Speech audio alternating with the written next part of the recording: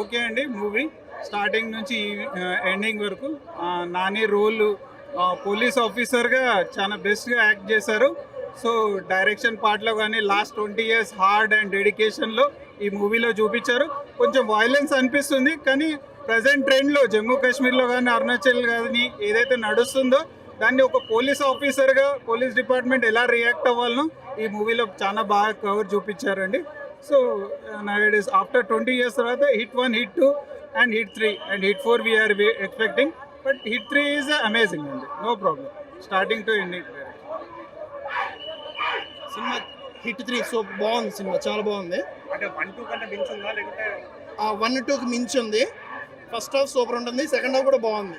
Second half ఒక అరగంట కొద్దిగా బిగిన్ అరగంట స్లో అనిపిస్తుంది, బట్ వరల్డ్ బిల్డింగ్ అది బాగుంది సినిమా. సెకండ్ హాఫ్ చాలా సర్ప్రైజ్లు ఉంటాయి, స్క్రీన్ మీద చూడాలి, బాగుంది. యాక్టింగ్ ఏదో తీసాడా నాని?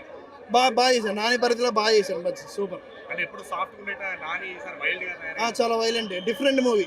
నాని మూవీ అన్నింటిలో డిఫరెంట్ మూవీ, క్రైమ్ థ్రిల్లర్లో కూడా డిఫరెంట్ మూవీ, బాగుంది సినిమా. ఇప్పుడు హిట్ 4 కూడా వచ్చే ఛాన్స్. హిట్ 4 కూడా ఉంది, ఆ సర్ప్రైజ్ కూడా థియేటర్లో చూస్తే బాగుంటుంది. నేను హిట్ 3 అనే సినిమా చూసి వచ్చిన భయ ఎట్లుంటుందా ఏందా